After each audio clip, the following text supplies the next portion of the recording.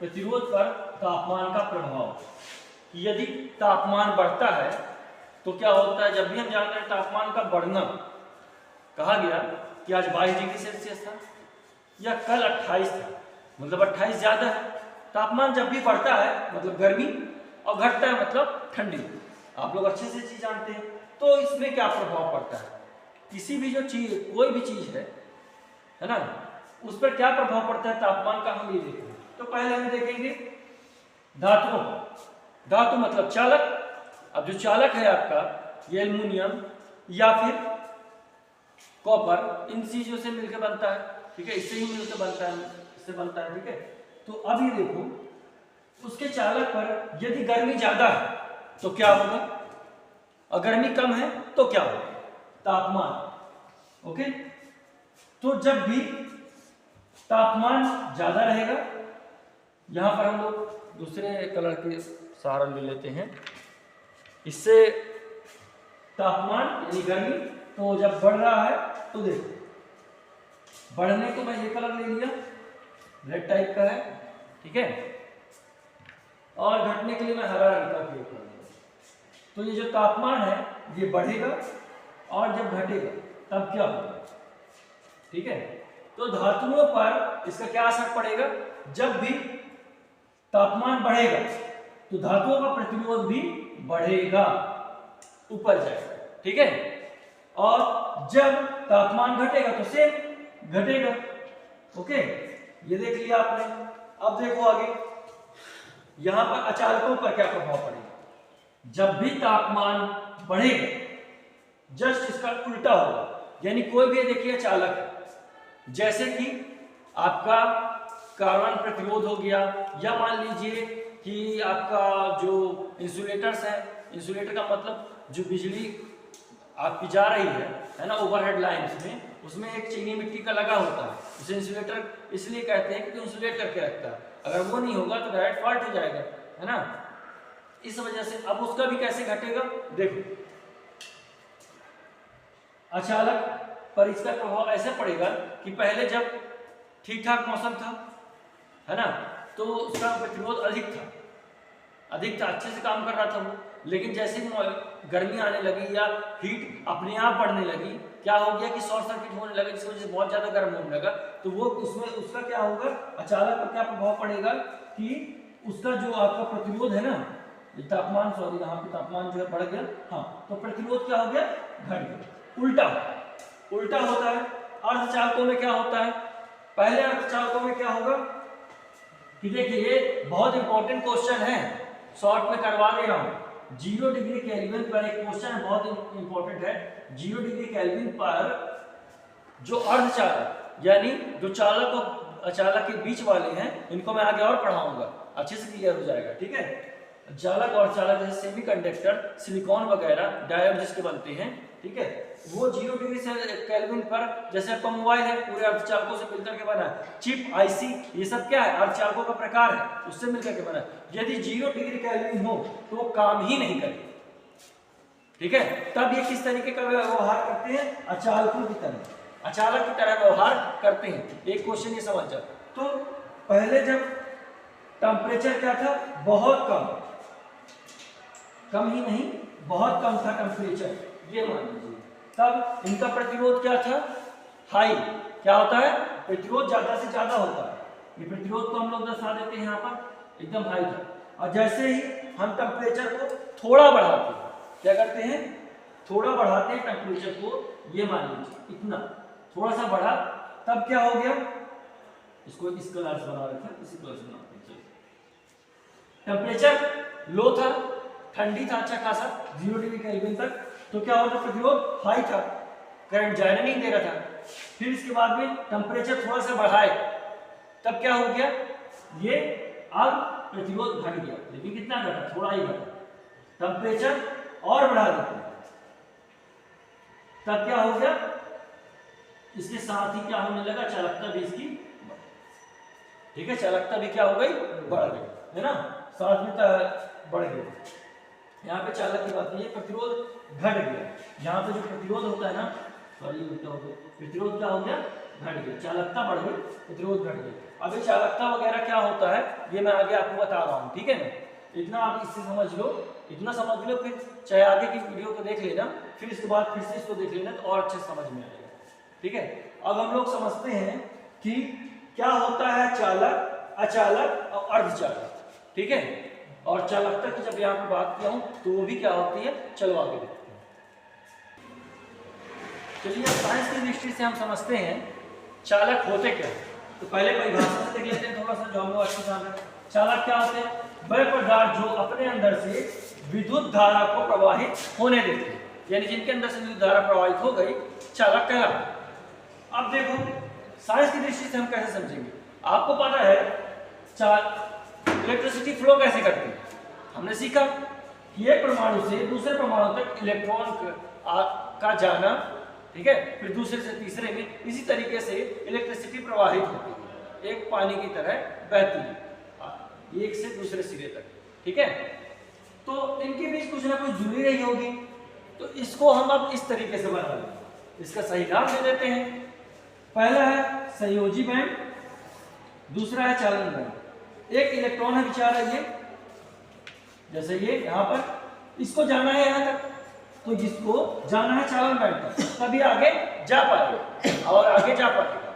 संयोजन है, यहाँ पे संयोजित है, ठीक है, एक परमाणु में, उसको जाना है दूसरे तक, तो वो जाएगा यहाँ तक। अब मुझे बताइए आप, बीच में है जगह, इसी जगह को, इसी गैप को, ये गैप है, इसी गैप को हम लोग बोल देते हैं एनर्जी गैप। क्या बोल देते हैं, एनर्जी गैप, ईजी। तो इस एनर्जी गैप को पार करेगा तो इतना ज्यादा दूरी चलने के लिए उसको ताकत चाहिए होगी कि नहीं चाहिए होगी, और यही ताकत आपको देता है इलेक्ट्रोमोटिव फोर्स, ईएमएफ, यही ताकत देता है। जब हम लोग बराबर बाहरी बल लगाते हैं तो फिर कंडक्शन होता है, फिर इलेक्ट्रॉन्स का प्रवाह होता है, तो यही चीज है, ठीक है ना, इसी दूरी को तय करने के लिए। तो यहाँ पे मैंने समझाने के लिए ऐसा बना दिया था, बट सही मायनों में जो संयोजी बैंड होता है वो चालकों में, जब आप परिभाषा अगली लिखेंगे ना साइंस की दृष्टि में, तो आप इस तरीके से लिखेंगे कि चालकों में संयोजी बैंड और चालक बैंड के बीच नाम मात्र का एनर्जी गैप होता है या नहीं होता, नगण्य होता है। एक दूसरे के देखो बहुत पास है, मतलब एक इलेक्ट्रॉन को अगर यहां से यहां तक जाना हो, ये रहा इलेक्ट्रॉन, तो तुरंत चला जाएगा, थोड़े से एनर्जी से चला जाएगा, यानी हम समझ सकते हैं, मान सकते हैं कि एनर्जी गैप नगण्य है या जीरो है, यह हम कह सकते हैं, ठीक है।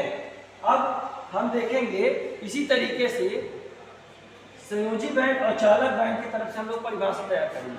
तो अब परिभाषा क्या तैयार होगी, चालक वे पदार्थ हैं जिनमें चालन बैंड और संयोजी बैंड एक दूसरे के ऊपर होते हैं या जुड़े होते हैं या आसपास होते हैं, इनके बीच में एनर्जी गैप नाम मात्र का होता है, ठीक है, जिसकी वजह से इनमें चालन या प्रवाह इलेक्ट्रिसिटी का बहुत अच्छे से होता है, ये चालक कहलाते हैं, ठीक है। अब हम लोग अचालक देखते हैं, चलिए देखते हैं। अब हम लोग देख रहे हैं अचालक, इनमें चालन बैंड और संयोजी बैंड एक दूसरे से काफी दूर होते हैं, इसका मतलब इनके बीच में एनर्जी गैप बहुत ज्यादा हो। जैसे कि यहाँ पर चित्र में क्लियरली देख सकते हो, पहले यहाँ पर था चालक में, अब अचालक में यहाँ आ गया बहुत नीचे, ठीक है, तो एनर्जी गैप बहुत ज्यादा हो गया, मतलब बहुत ज्यादा एनर्जी चाहिए, ठीक है। इतनी ज्यादा एनर्जी दे नहीं पाते अपन संभवतः, ठीक है ना, यूज ही नहीं करते, इसलिए इसे अचालक की श्रेणी में रखा जाता है कि इसमें चालन नहीं होगा, इलेक्ट्रिसिटी प्रवाह नहीं होगी, यही है परिभाषा।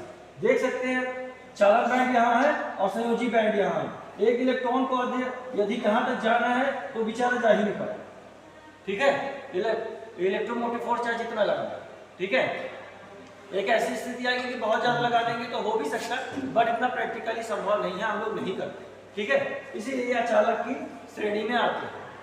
अचालक जैसे आपका सूखी लकड़ी, प्लास्टिक, ये सब हो गया अचालक, है ना, इनमें करंट का फ्लो नहीं होता,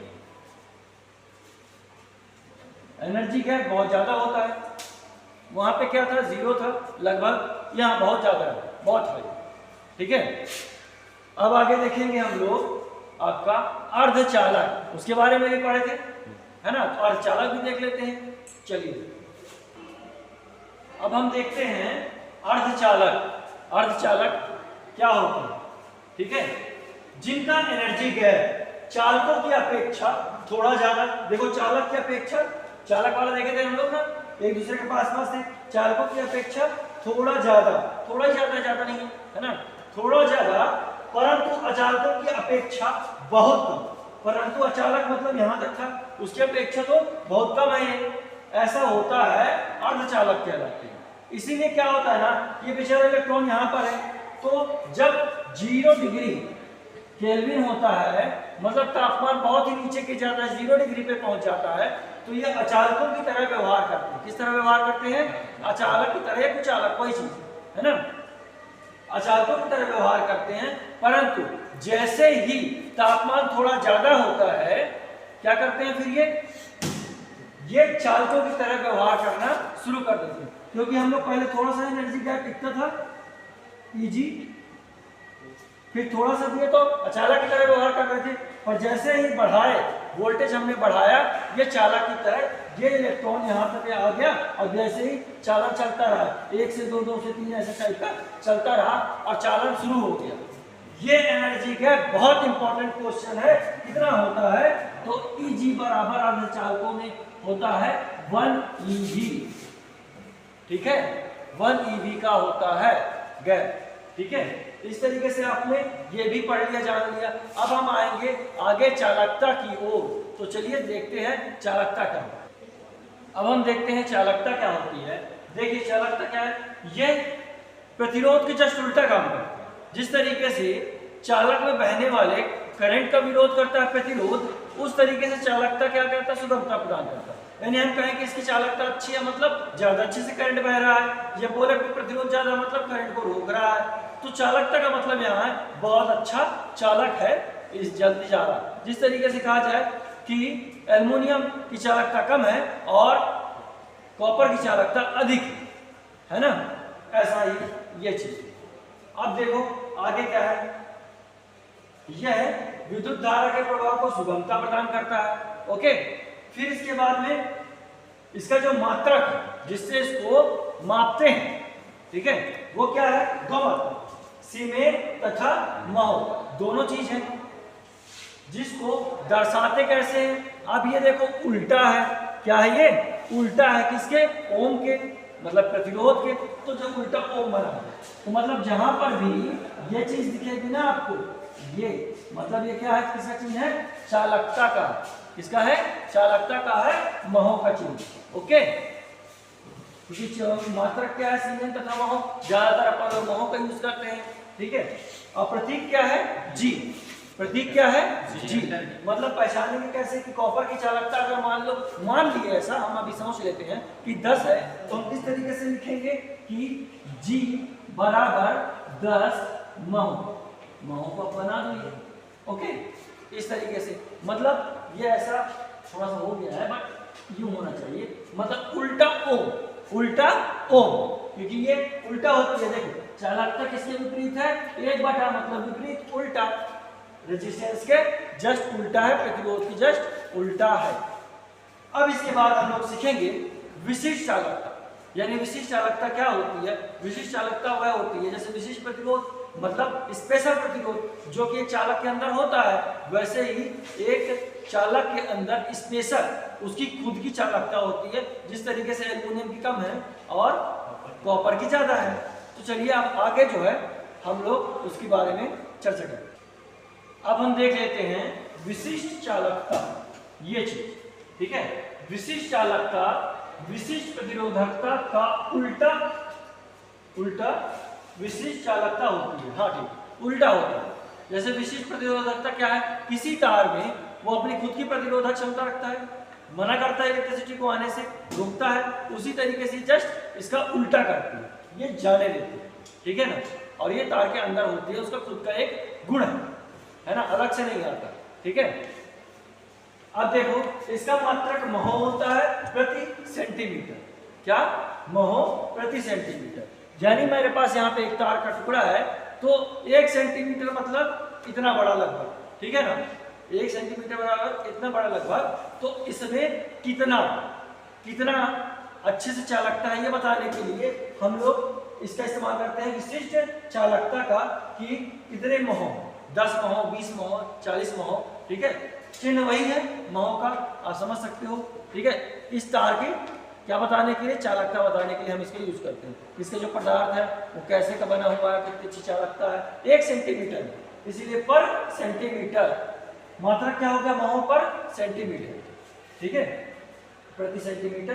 प्रतीक क्या है, सिग्मा, किससे, सिग्मा से। तो ये किसका, विशिष्ट चालकता के, विशिष्ट प्रतिरोधकता के उल्टा, ठीक है ना। और प्रतिरोधकता को या उसकी प्रकृति को, पदार्थ की प्रकृति को हम लोग रॉ से रिप्रेजेंट किए थे, इस तरीके से रॉ आ गया, और सिग्मा बराबर उल्टा, ठीक है, उल्टा प्रतिरोधकता की, जस्ट विपरीत, ठीक है। अब हम लोगों का अगला काम है, इतना कर लेने के बाद हम लोग रजिस्टेंस में कलर कोडिंग अभी देख लेते हैं, ठीक है। कि पहले हम देखेंगे रजिस्टेंस या रजिस्टर कितने प्रकार के होते हैं। तो रजिस्टेंस या रजिस्टर में फर्क क्या है, मैं अभी आपको लोग को बता देता हूँ। रजिस्टेंस किसी भी पदार्थ का गुण होता है, जैसे अचालकों में रजिस्टेंस यानी प्रतिरोधक क्षमता बहुत ज्यादा है, नहीं आने देता, ठीक है। लेकिन क्या करता है ये, चालकता क्या हो गई, इसकी जशुलता हो गई, है ना। और अचालकों में ज्यादा है, प्रतिरोध ज्यादा है, जबकि चालकों में कम है। तो उनका खुद का एक गुण है, या अच्छा है या बुरा है, पर उनका खुद का गुण है। पर इनके साथ कोई और डिवाइस ऐसा लगा दिया जाए जिससे इनकी प्रतिरोधक क्षमता और बढ़ जाए, तो उस डिवाइस को हम लोग बोलेंगे क्या, प्रतिरोधक। तो रजिस्टेंस क्या है, गुण है, और प्रतिरोधक जो कि है रजिस्टर, ठीक है। तो अब हम रजिस्टर के बारे में पढ़ेंगे, इसके बारे में पढ़ेंगे, रजिस्टर के बारे में पढ़ेंगे कि रजिस्टर कितने तरीके के होते हैं, कि हम लोग रजिस्टेंस जहाँ पे बढ़ाना है। और क्यों बढ़ाना है, इसलिए बढ़ाना है क्योंकि हम लोगों को सप्लाई कम चाहिए, विद्युत धारा का प्रवाह कम से कम चाहिए। क्यों कम चाहिए, कोई वोल्टेज कम लेता है, धारा कम लेता है बल्ब, यदि उसको ज़्यादा दे देंगे तो वो उड़ जाएगा, खराब हो जाएगा, इसलिए हम लोग को कम चाहिए। तो ये हमने एक ऐसा डिवाइस बनाया है जो कि प्रतिरोध को क्या करता है, बढ़ा देता है, और यही प्रतिरोधक या रजिस्टर कहलाता है। तो चलिए इसके बारे में पढ़ते हैं कि कितने तरीके के होते हैं, है ना। फिर हम आगे चलेंगे कि इनको हम पहचानेंगे कैसे, ये हमारे किससे कैसे कैसे काम होंगे, ठीक है। और कलर कोडिंग जो बहुत इंपॉर्टेंट है, वो भी मैं आपको बहुत सरल शब्दों में बताऊंगा और सिखा दूंगा। चलिए आगे। अब हम लोग कई तरीके के रजिस्टर के बारे में पढ़ेंगे। रजिस्टर क्या है, रजिस्टर वह डिवाइस है जो कि रजिस्टेंस उत्पन्न करता है, ठीक है ना। काफी ज्यादा, यदि एक वायर का रजिस्टेंस, स्पेशल रजिस्टेंस उसका कितना है, 1 ओम है, और हमको चाहिए कि हमारा बल्ब भाई इतने में तो फ्यूज हो जाएगा। अगर हम इसमें 200 ओम का रजिस्टेंस कर दें, यानी प्रतिरोध कहीं से ला के जोड़ दें, तो क्या होगा कि हमारा बल्ब सेफ रहेगा। तो वो एक डिवाइस जो है, हम लोगों को कहाँ से मिलेगा या क्या होगा उसके बारे में हम लोग पढ़ रहे हैं। तो ये 2 तरीके के होते हैं।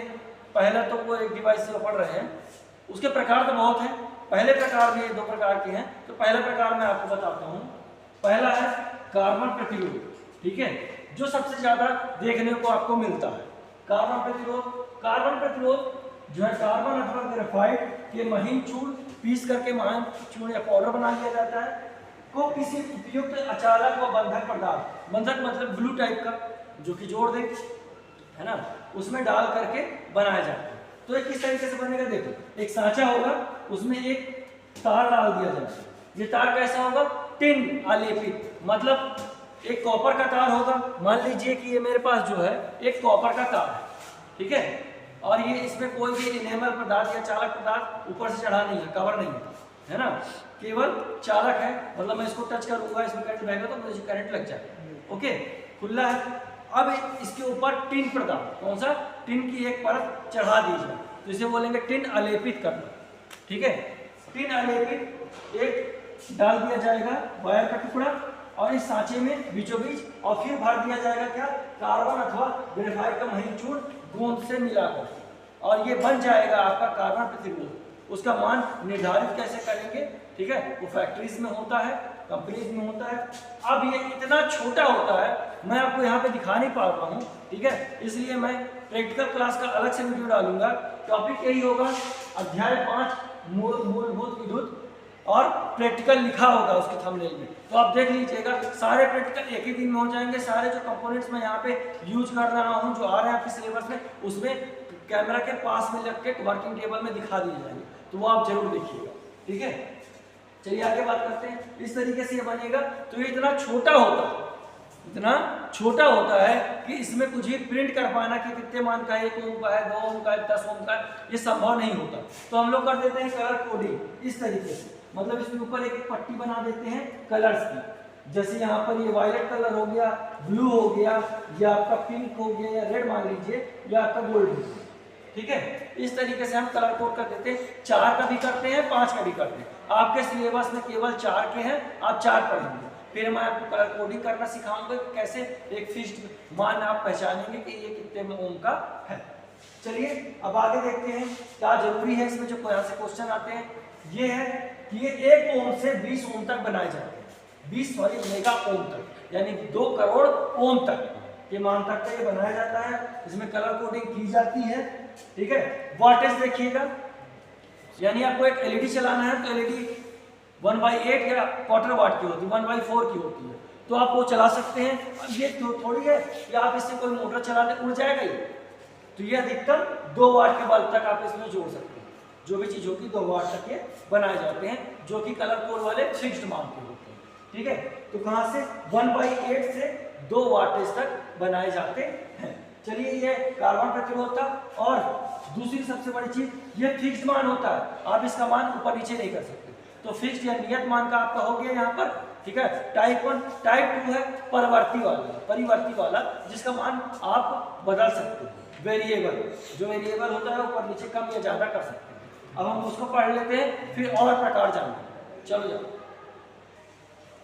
अब हम देख रहे हैं कार्बन प्रतिरोध में ही परिवर्ती मान प्रतिरोधक ना, यहाँ पे देखना है प्रतिरोधक, मतलब जो मान बदल दे, ठीक है।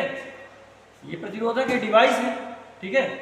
तो देखो परिवर्तित प्रतिरोधक में यहाँ पर भी थोड़ा सा सुधार लीजिएगा, कार्बन प्रतिरोधक हो जाएगा, ठीक है। परिवर्ती मान प्रतिरोधक, इसमें देखिए कुछ इस तरीके से दिखेगा। पहला सिरा, दूसरा सिरा, ज्यादा इसका यूज नहीं है। क्यों? इसका मान बदलता रहता है, बदल सकते हैं, ठीक है ना।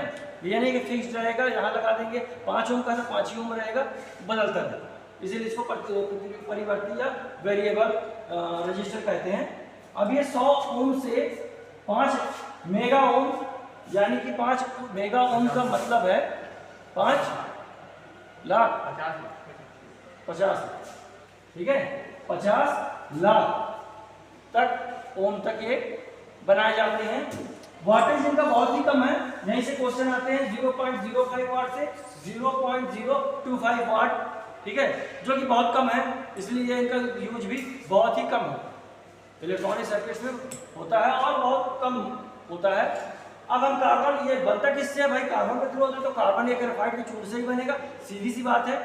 अब चलते हैं हम अगले प्रतिरोधक की तरफ कि अगला प्रतिरोधक या रजिस्टर अपना कौन सा है। इसके पूरे टाइप्स कवर करते हैं, फिर प्रतिरोध से छुट्टी, फिर हम आगे पढ़ेंगे कलर कोडिंग, ठीक है। चलो अब हम देख रहे हैं वायर बाउंड प्रतिरोधक, वायर बाउंड रजिस्टर, ठीक है। अब वायर बाउंड रजिस्टर जो है ये क्या होता है, चलिए देखते हैं। ऐसा होता है, उसके ऊपर वाइंडिंग होती है, तारों को लपेटा जाता है और फिर सिरेमिक पदार्थ यानी चीनी मिट्टी डाल करके इसको फिक्स कर देते हैं, है ना, ताकि गर्मी भी सह सके, क्योंकि गर्म तो होगा जब लगेगा तो सर्किट में। इसको इसलिए बनाया गया क्योंकि कार्बन प्रतिरोध कम वाटेज के थे। अब वाट क्या होता है मैं आपको ये बता देता हूँ, अभी तक वो तो जानते ही नहीं, है ना। वाट होता है पावर मापने की इकाई, पी यानी वाट, ठीक है।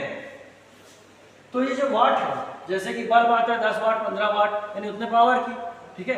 ये कैसे निकलता है? हमारे पास दो ही चीजें हैं, देखो, एक वोल्टेज है जिसके बारे में हमने पढ़ लिया, एक करंट, इन दोनों का गुणा कर मिलके पी आता है, और पी ही क्या होता है? डब्ल्यू होता है, वाटेज होता है, ठीक है, यानी इतने पावर का है उतना सेट पावर का। इसका अगर मतलब है ये समझो कि यदि 5 है क्या आई और 20 है क्या वोल्टेज, तो पावर कितनी आएगी 100 वाट डीसी में।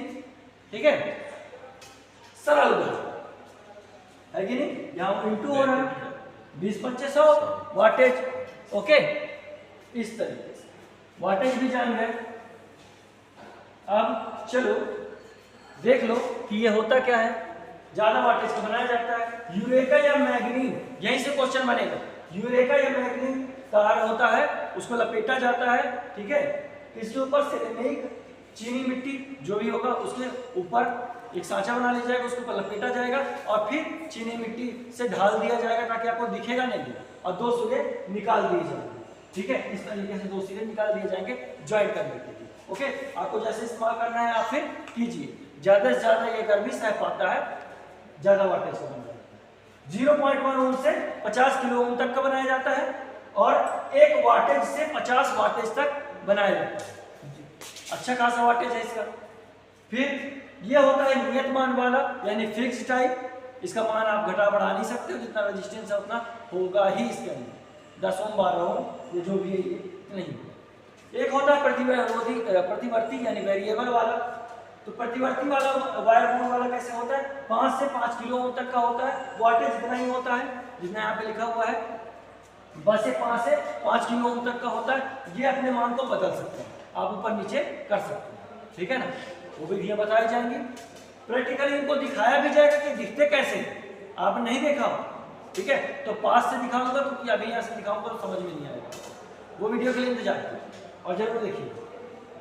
इतनी चीजें आपको समझ में आई होगी। अब चलिए देखते हैं हम प्रतिरोध का अंकर।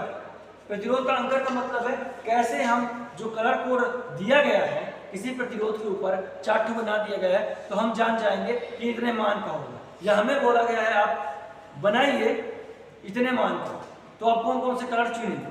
ठीक है, चलिए उस चीज को देखते हैं, कलर कोड। चलिए अब हम देखते हैं कलर कोड है ना, प्रतिरोध अंतर कि कैसे बनाया जाता है प्रतिरोध।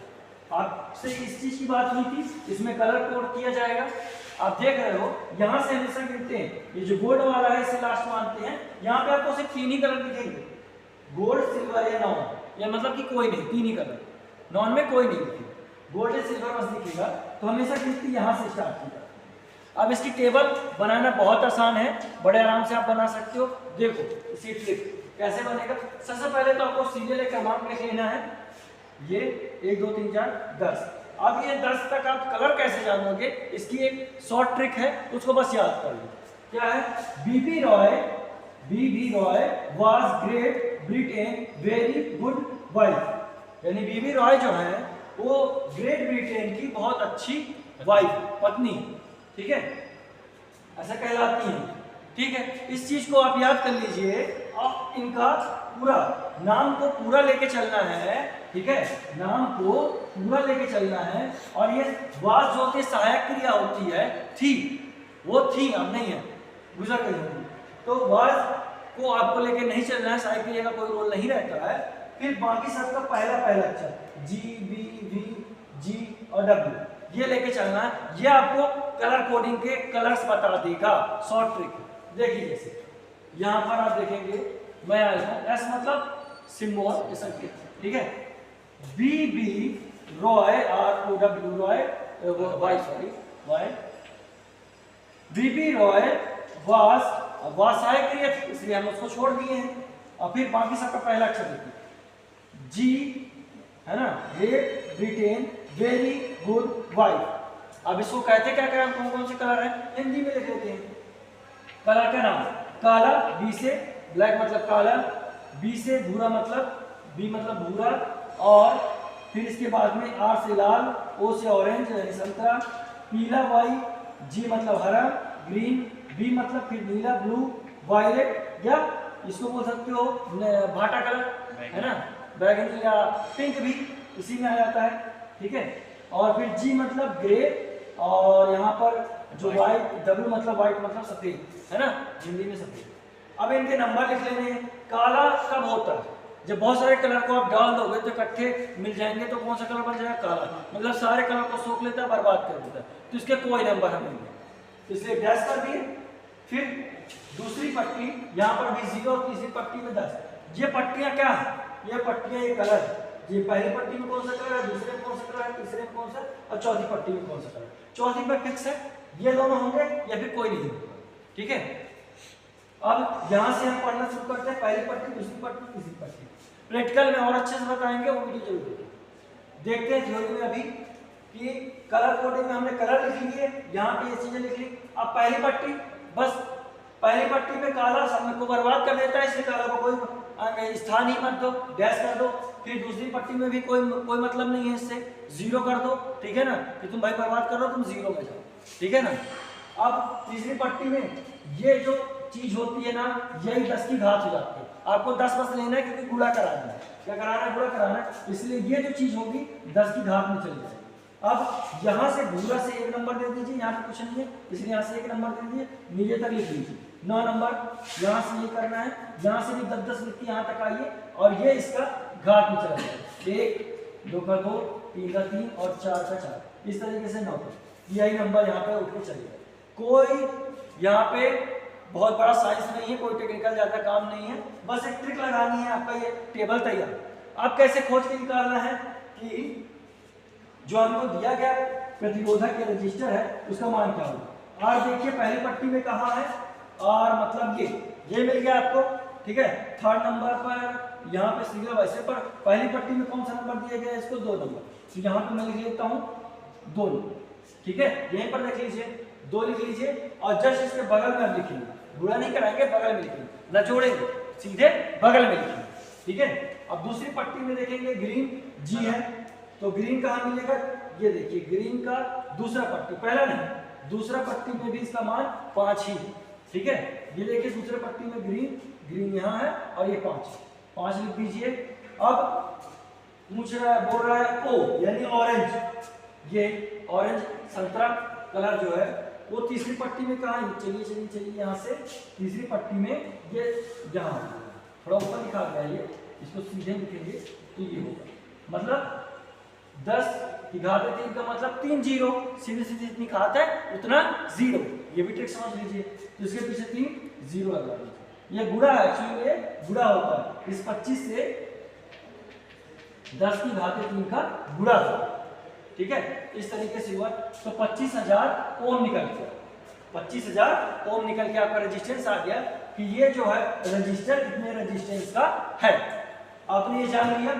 अब देखिए इसकी जो तीसरी चीज थी गोल्ड, इसका मतलब है ये 5% ऊपर नीचे हो सकता है, इसका आप 5% निकालेंगे तो वो 1250 रुपये, 1250 होगा रुपए यहाँ पे ओम, ठीक है। 1250 ओम होगा, ये प्लस भी हो सकता है, ज्यादा भी हो सकता है, इससे प्रतिरोध जो आपने निकाला है और कम भी हो सकता है। ये गोल्ड है मतलब 5%, सिल्वर है तो 10%। इस तरीके से हमने सीख लिया कलर कोडिंग, बहुत ही सरल शब्द, आप कैसे भी निकाल सकते हैं कलर कोडिंग। या दूसरा उदाहरण लेते हैं कि आपको बनाना है, कोई कोड बनाना है कि बनाइए 1000 ओम का कलर कोड क्या होगा। तो चलिए देखते हैं, एक कहाँ मिलेगा, पहली पट्टी में भूरे में मिलेगा, ठीक है। तो लिख दीजिए पहले भूरा कलर हमको लेना पड़ेगा, भूरा। फिर इसके बाद में दूसरी पट्टी में 0 चाहिए, ठीक है। तो ये दूसरी पट्टी में 0 तो काले के पास है, यहां देखिए तो काला, ठीक है। अब 2 0 और चाहिए, तो तीसरी पट्टी में 2 0 कहाँ मिलेगा, यहाँ पर ये है आपका लाल, ठीक है। 2 0 डायरेक्ट 2 0 आ जाएगा तो लाल। अच्छा ये आप अब इसको कैसे बना दीजिए, गोल्ड डाल दीजिए, सिल्वर डाल दीजिए। गोल्ड डालेंगे तो ज़्यादा अच्छा रहेगा क्योंकि ज़्यादा त्रुटि नहीं रहेगी, ऊपर नीचे नहीं रहेगा, सेफ रहेगा, ठीक है। तो बाकी फिर गोल्ड, इस तरीके से आपने कलर कोड खोजेंगे, ठीक है। चलिए अब हम देखेंगे ये जो प्रतिरोधक बनाए हैं इनके हम लोग रजिस्टर का संयोजन कैसे करते हैं, सीरीज और पैरेलल समझेंगे, ठीक है। चलिए अब आगे देखते हैं हम इन प्रतिरोधकों का संयोजन कैसे होता है। तो देखो ये है प्रतिरोधक या रजिस्टर, मैं और पास आके दिखाने की कोशिश कर रहा हूँ, दिख रहा है, उधर रखिए सर नीचे। नीचे दिख रहे हैं अभी दोनों अलग अलग। तो जब भी इनको हम इस तरीके से जोड़ देंगे, है ना, एक दूसरे से, पहले का अंतिम सिरा और दूसरे का पहला वाला सिरा, ठीक है ना, एक दूसरे से ऐसे जोड़ दिए तो ये क्या कहला गया? सीरीज। क्या कहला गया? सीरीज। और जब दोनों को आपस में ऐसे रख करके यूं जोड़ देंगे आमने सामने तो ये पैरेलल या समांतर कहलाएगा। देखो दिखा, पैरेलल या समांतर कहला गया, ठीक है। अब इसमें देखो इसका जो सिंबल है वो हम कैसे करते हैं, सिंबॉलिक रिप्रेजेंट करते हैं यहाँ पे इस तरीके से। रेजिस्टेंस बताया जाता है, ये रजिस्टर है, ठीक है। इसको कैसे जोड़ा गया है? अभी तो ये पैरेलल है, इसको ऐसा कर दिया गया, यहाँ से हटा दोगे तो ये सीरीज हो जाएगा। ये देखो अभी इस तरीके से सीरीज में जोड़ दिया गया है, ठीक है। अब जब भी सीरीज में जोड़ा जाएगा तो इनका प्रतिरोध डायरेक्टली प्लस हो जाएगा, जुड़ जाएगा तो 10 आ जाएगा। लेकिन जब इनको पैरेलल किया जाता है कुछ इस तरीके से तो इनका प्रतिरोध घट जाता है। देखो कैसे, इस तरीके से बनाया जाएगा, तब देखो क्या हो रहा है, ऐसी व्यवस्था आएगी, एक 5 का है एक 10 का है, तब देखो 1/5 लेना पड़ेगा, 1/10 लेना पड़ेगा, इनका एलसीएम लोगे 10 आएगा। क्या करना है, 5 का 10 से भाग करना है, फिर जो आएगा उससे ऊपर वाले से गुणा करना है।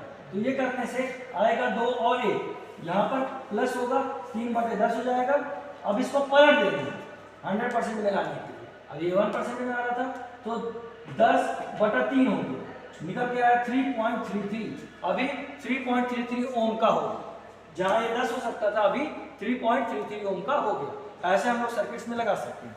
प्रैक्टिकली सर्किट दिखाऊं मैं आपको, तो ये एक बल्ब है, एलईडी बल्ब है, दिख रहा होगा, ठीक है।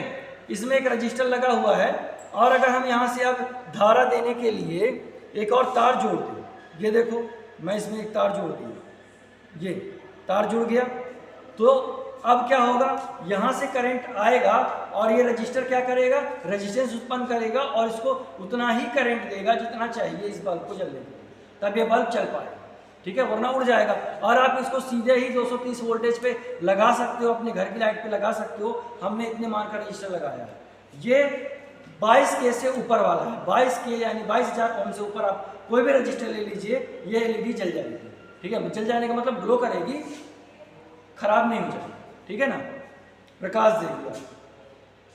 चलिए अब देखते हैं, अगर इसका हम इससे संयोजन करें तो एक निकाल लेते हैं पहले। सीरीज किसी न किसी के साथ में ही बनेगी, ऐसे अकेले नहीं बन सकता, ठीक है। देखो अब ये जो रजिस्टर है किसके सीरीज में जुड़ा हुआ है, इस बल्ब के लैंप के रजिस्टर जो है सीरीज में जुड़ा हुआ। इसके साथ एक और रजिस्टर को अपन को सीरीज में जोड़ना है, तो अपन इस तरीके से जोड़ देंगे। ये जुड़ गया, ये कौन सा क्रम हो गया, सीरीज हो गया, ठीक है ना।